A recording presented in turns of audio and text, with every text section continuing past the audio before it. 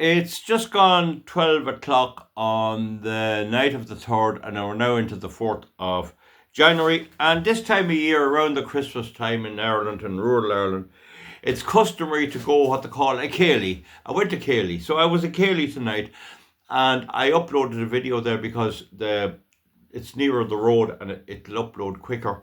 They let me upload one. But this is about empires. Now, can I say to you that I did a video early on tonight on the geopolitical situation, and I'm glad that it gets a reasonably good reception. The people don't say, we don't want to know this. I get the impression that people can't get the truth of what's happening from the mainstream media, and therefore that's why I'm glad that they do get a bit of a reception, so that we can't be fooled. Now, before I go on, I couldn't drink when I was at the Cayley because I had to drive home. I was running me on. So I will drop a maker's mark here for the new year. It is the days of Christmas after all, and I'm going to have a wee half one while I chat. Just a wee drop, that'll do. So anyway, Happy New Year to you and good luck. Sláinte, very good drop. Now, the thing is, I'm going to look at the story about empires. Now, in a course I did on business studies, they talked about empire buildings. It happens in companies where someone builds up an empire.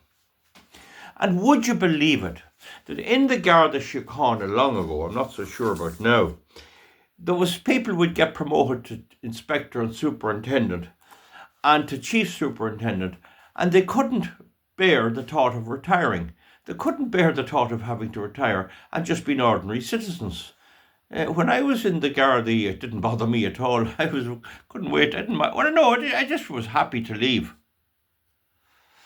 It doesn't happen that much in business because if you look at the like of John Power or John Jemison, they can't live forever, and eventually their companies are sold out to listed companies, like registered companies with shareholders and all of that. And so it's very rare that a very successful company stays in the original ownership for a very long time. So it's not so easy. Empires are mostly built in the public service, in the health service, in education, the Gardaí, the army, but in places that they don't have to actually provide a profit and loss account at the end of the year. And some people built empires. I suppose we could mention Sean Quinn. He had a nice little empire built. But the problem was it wasn't really an empire. An empire generally cannot be taken down suddenly. Like there was laws there that caught him out, and that was, he made mistakes, you see. So it wasn't strictly speaking an empire. Now, if we look at the history of empires, well, sure, you can go back to the pharaohs in Egypt. They had an empire, and one of the troubles there was their crops began failing on them. I don't know why. It could have been disease or something. It didn't continue very long. But then there was the main empire, was the Roman Empire, of course. I never liked it. I see programs on the telly about how great the Roman Empire was. I hate the sight of it. I think it was a horrible institution. It depended on slavery. But the point is that the Roman Empire did last 1,000, if not 1,100 years. And yet it collapsed. And it kept its military might going for a long time, but it was a big, unwieldy organisation, and it was hard to keep it fed, hard to keep it serviced, hard to keep it going, even though they took over an awful lot of the world. And so it eventually ended, and then the Byzantine Empire took root over in the eastern part. If you ever go to Venice, it was part of the trading route of the Byzantine Empire up and from northern Italy on to the east. And it lasted a good while too. It lasted a while there. So eventually the Roman Empire collapsed. The next thing was the Vikings were plundering all over. And their empire was different. They actually settled where they went. And they come very close to settling North America. If they hadn't to be hanging around Greenland and go on to North America, they probably would have had America up and running by the 1200s. So they didn't set up a base in Norway or Sweden in Scandinavia and then rule the rest of the world from there. They went over there and they worked wherever they were, and they kind of integrated. So the Vikings are part of all Western Europe and life, really. So anyway, indeed, Dublin. There's a lot of people in Dublin from of Viking descent. So the next in Iceland, they call the Irish Papa. There's 38% of the population of Iceland have Irish blood because the Viking ships were going over and back, and the people were hopping in and out and getting lifts off them, and they took them as slaves, and then they just went with them. And you know the story yourself, and one thing borrowed another, on those babies born and all of this. But so that was the Vikings, but they didn't go that far. But one of the big empires that did develop was the what do you call them? The Ming, is it the Qing dynasty? China's called after him in China, and he unified China and ran it for a while, but he turned around and died as well. So he kind of China did survive as a country then, intact with all the constituent parts. So he did have a small bit of an empire, but the big one was Genghis Khan, and Genghis Khan ran riot all over Eastern Europe, even, and Persia, Iran today, and all around China and the steppes area, and all down. He ended up that he died, and nobody knows where he's buried. He was a brutal man, but his successors ended up down where Palestine is today. And in about 1260, a Muslim warrior with an army took them on. And that Muslim used tactics where he attacked the opposing army and then turned around and ran. And he lured them into thinking that they could follow them and kill them. But when he got them up, and he did this on various flanks, when he got them up into a wood or a valley, he had a hidden army there to dispatch them. So they were fooled, and they won that battle. The Muslims won it and ended the whole Genghis Khan saga for good. So the thing is, anyway, that the next empire to come up was, of course, the British Empire. It lasted about 250 years, and so it did die out. It ended in 1952, I think it was, when the Suez Crisis came upon them, and they were going to attack the people who were blocking the Suez Canal, but they checked with the Americans. So they're not a proper empire when they had to check with the Americans to see would the Americans back them if things went wrong. And the Americans said, we won't back you, you see. And so, but then the British Empire took a big knock in 1776 when the Americans broke away. That was a big blow to them. And India broke away, and many countries sought independence. So it eventually became impossible to run the whole thing from London. It became impossible. No king could do it. No ordinary person could do it. So the people there wanted their own way of going on, but they still stuck with the Queen and that type of thing. So it's still a touch of a British Empire, and particularly their language and customs and law still is what runs the United States. So it didn't die out completely. It had its mark, but it did die out as a global power, and it's second to the United States in military might. Well, then we have the United States came on after the Second World War and the Bretton Woods Agreement on the primacy of the dollar and linking dollar to oil. The United States grew and grew and grew, and after winning the Second World War, it then was doing fairly well economically and every other way, but it took a hit when it only half won the Korean War. Korea was split in two, but then it took another hit when it lost in Vietnam and had to skedaddle out of Vietnam. It had to run Vietnam. And recently it has lost in Afghanistan. It couldn't do the business there. What took it in? Did they do any assessment before they went in? No. They were beaten. So the American army is not invincible by any standard when it was beaten twice. But still, they have the hegemony and the primacy of the dollar. They had a great economy, and they had lots of things. Well, then another challenger came up.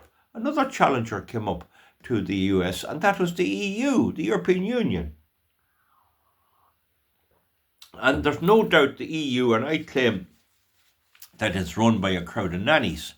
And there's no doubt it is run by a crowd of nannies. And And the ultimate expression of the EU's nanniness is that they brought out this sustainable and due diligence law directive that means anyone who does business with the EU has to prove that they have all this LBGPQ, net zero, all that. So the EU says we can't have our own net zero policy here when we have countries dealing with us that don't have it and that are not complying. And it would argue to some degree that the migration the EU is experiencing is because people are denied their human rights in the countries they're coming from, and therefore the EU shouldn't deal with them. Well, my reaction to that, and this is only my opinion, folks, I don't want you to believe everything I'm saying. I'm just trying to figure it out. My reaction to that is good luck with that. Good luck. If any country or any unit of like the EU thinks they can impose their will and their norms on countries that they only trade with, they're making a big mistake. And we already see that this directive comes in on the 1st of January this year. It's already in. And we see the countries that are dealing with the EU are slowly but surely telling them, we're not dealing with you anymore. Qatar has already told them, if you push on with this, we're not dealing with you. And the way this directive works is, they can buy away at the aisle, you can trade with the EU, you can sell them this, you can sell them that. But they can come after you in a court and sue you for not complying after you got the money. And then they can fine you 1/5 of your global turnover, your global profit. So if Qatar only sells a quarter of its gas to the EU, it can be fined 5% of its total world sales. I think it's profit now, but sales anyway. Get the point. So good luck with that. If they think they can push that, so the next thing, they're buying Russians gas at the moment, they're complaining they're not getting Russian gas, so what standards are they going to put on Putin? The other thing is this thing about China. Does anyone have any idea where laptop computers would be got? If there was no China, where would camcorders be got? Where would smartphones be got? Where would some machine tools, the small machine tools, I think China's the only manufacturer of relatively reasonably good quality lathes and milling machines. You can buy them off Amazon.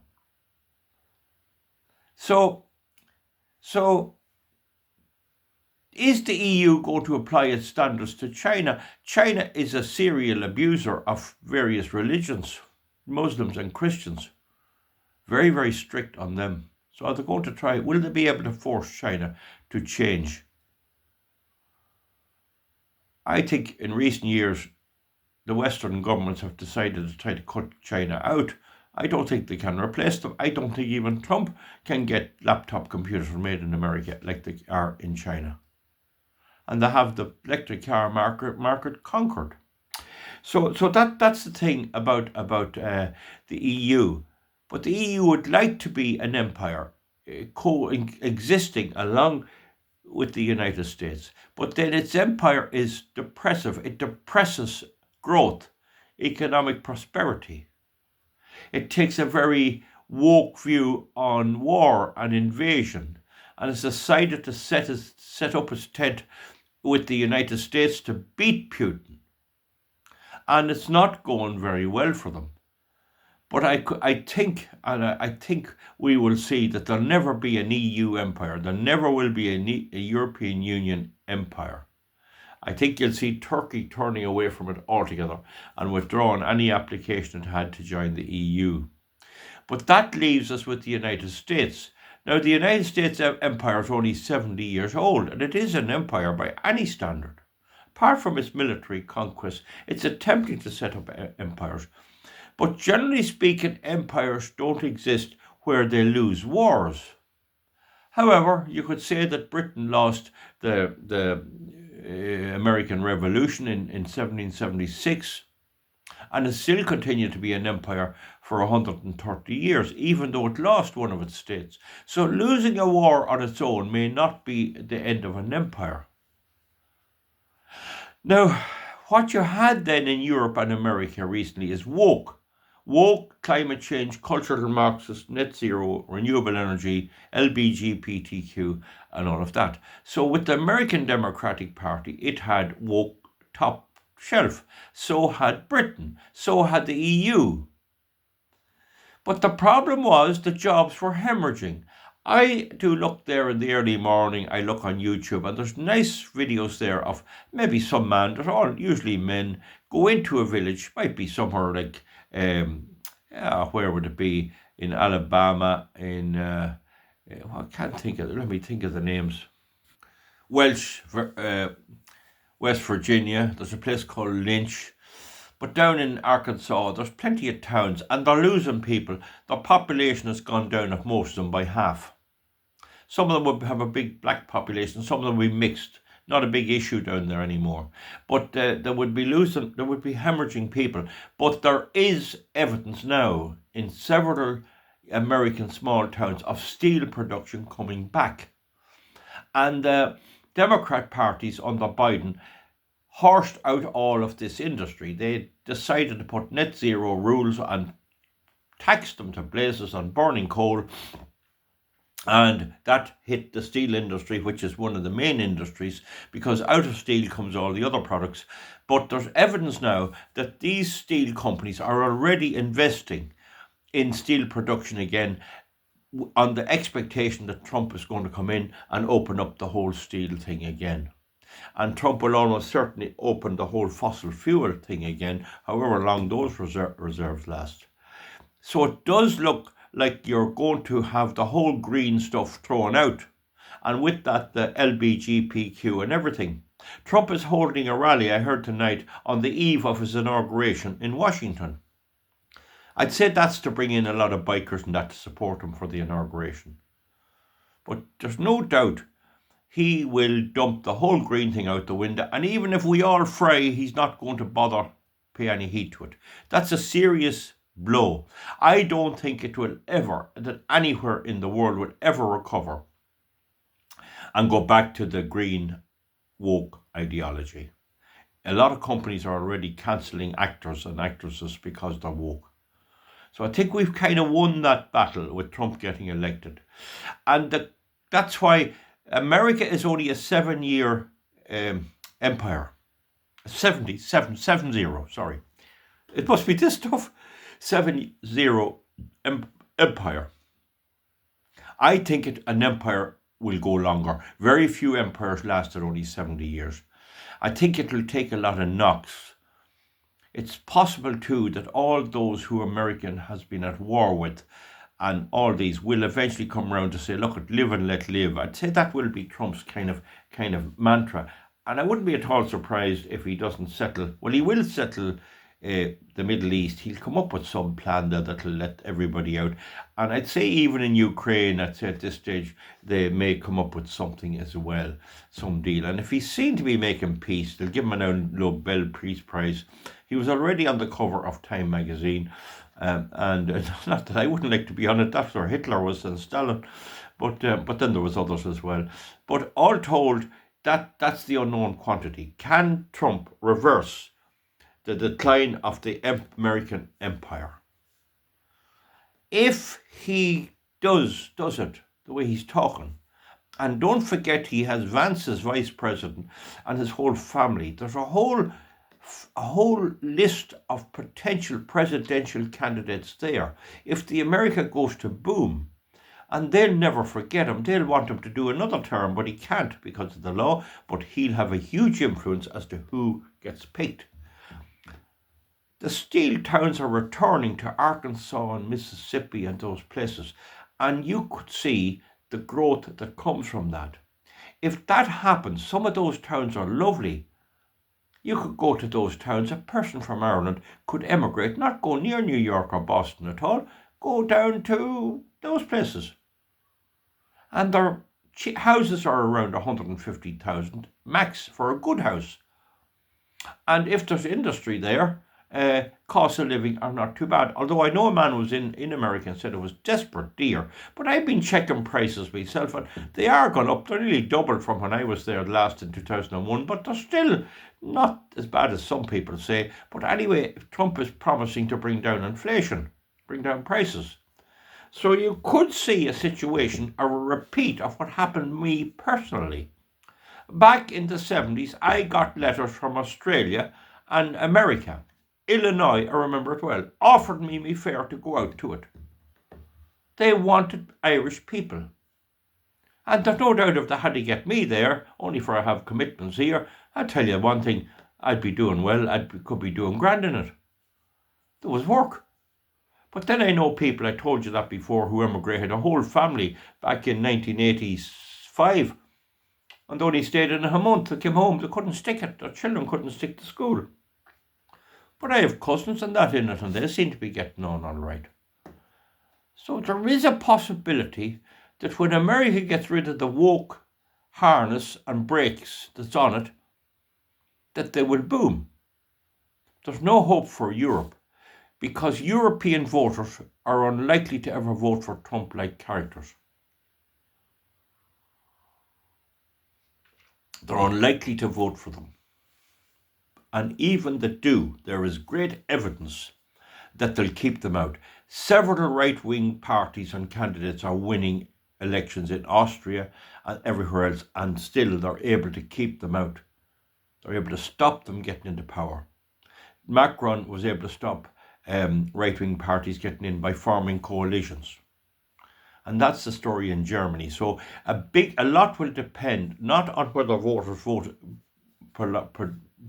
mostly what we would call right-wing parties, which I say are only normal parties, but whether those parties will be allowed to get into government. So there seems to be a blockage in Europe on stopping the new right-wing, as they call them, conservatives, from taking power. There seems to be a determined push. You see, Hungary has not been given its EU entitlements. So we pay in money into Europe, and Ursula von der Leyen is entitled to tell Viktor Orban, you're not getting the money, trying to bring about regime change. You see the US Democratic Party trying to bring a regime change all over the world. They have ISIS fighters armed and paid for by the US after taking over Syria, after Trump destroying ISIS. So the thing about this empire business, just to stick on the topic at oh God, it's 22 minutes, I can't believe it's that. The thing about this ISIS thing, but this empire thing, if Trump makes a great job of the United States and it goes to boom, not only will it thrive, but it'll attract the whole unemployed of Europe. There's about big amount, 17 or 18% of youths unemployed throughout Europe. And it's obvious to hop on a plane and go over and get a job. It's quite attractive, and I think that's what will happen. I don't think the American empire will collapse after 70 years. I think it could be a good while in it yet. I don't think it's that easy. Many people say don't write off America, and I tend to think that. Now, of course, I could be wrong. Now, of course, there's a big move by China and Russia to get away from the primacy of the dollar and India, and I think they'll succeed in that. There's a lot of Chinese trade, and a lot of trade being done in the Chinese yuan already. They're just doing it unofficially. People are accepting the Chinese currency. So Trump's not going to stop that completely, but he will reduce it a bit. And if he's in power and he's doing well, people will trust the dollar a lot more. I mean, the dollar is collapsing at the moment. Its value is collapsing. The first thing he's going to have to do is stop printing money. I wouldn't be too sure about that. So anyway, I hope I've given you food for thought and that you enjoyed this video. Some people say there's not a hope for the American economy, not a hope for the American empire. It's going to crumble. And they have been involved in raising wars everywhere. There's no doubt about that. They killed Gaddafi because he was going to set up his own currency based on gold in Africa. They hate this idea of the BRICS currency. That's driving them mad. They know Putin's at the head of the BRICS currency. They want him out. And somebody has got killing generals right in the middle of Moscow. So it's a tough situation. But we'll see after the 20th of this month. I hope that I hope that it goes all right and he takes power. It'll be very interesting to see how this whole new thing is going to pan out. Europe will probably cling to its net zero and all that. I wouldn't be surprised, although I wouldn't hold my breath, if that Ursula von der Leyen is not horsed out. I have a funny feeling they'll try and get her out of there. She's a complete and utter airhead and a complete and utter disaster.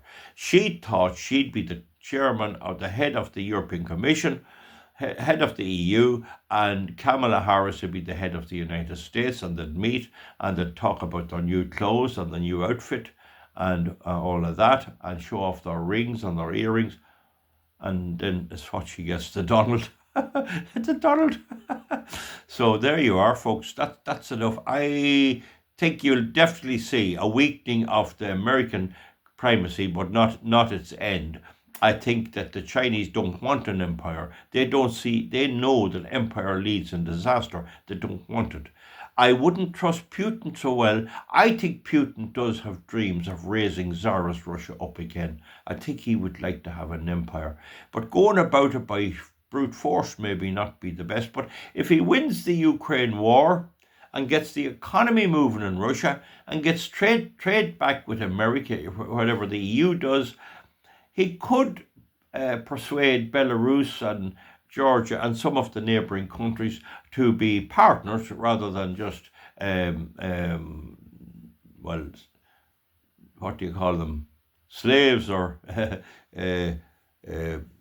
there's a name I just can't think of it, but he could persuade them to be partners, and he could partner with China to have a strong alliance between China and himself and maybe India. And if they get some kind of a BRICS currency going, and if they get that, and that's a big if, I'd say what you'll see a dividing up of the American European strength, and you'll see it being more distributed around, and you'll see South America and Brazil and all that getting away from the International Monetary Fund, from maybe the United Nations, or maybe not, and you'll see more sound policies. One of the things I didn't mention was the fact that the EU has lost all of Africa. America and the EU has lost Africa. Africa doesn't want to see the sight of them at all. They've lost all the resources of Africa, and China and Russia has grabbed all that, and that's not going to end. So, because as long as there's mutual benefit from both sides, it's not going to end. So a big loss has been made. Europe has lost out with Africa, with their ignorance and their stupidity. I think Europe is the weak point. But sure, if you go back 500 years, who'd want to live in Europe 500 years ago? They were burning women at the stake, and they were full of old extreme religious thing and all that, and fighting and battles and this, that, and the other. Who would really want to live in it 500 years ago? And it's getting round to the situation where in Britain it's a hellhole. They're all getting out of Britain. People just won't stay, and if they have a United States to go to, a huge country with areas with only people a house every 12 miles, and you can get a house there and you can live, I'm telling you one thing, it's probably where the future lands. That's where I would be predicting the thing will change to. Folks, thank you very much. Sorry for going on. My wee drop is nearly gone. Good luck. That'll do. I can turn in now. We'll see you back for something soon, and a bit of a chat. I hope you enjoyed it. It wasn't meant to be confrontational. It was meant to be more thought-provoking and to get people thinking what's going on in the wider world. I think everyone should know what's going on. You'll not get it off the mainstream media. You get a truncated version, and propaganda is all you get. So that's not a bad synopsis I'm after giving you there. That's what to watch for. The population of the world I think, is set to double in 40 years. How are they going to handle that? Telling you, take brains, and I don't have much of that. We'll see you back. Thank you.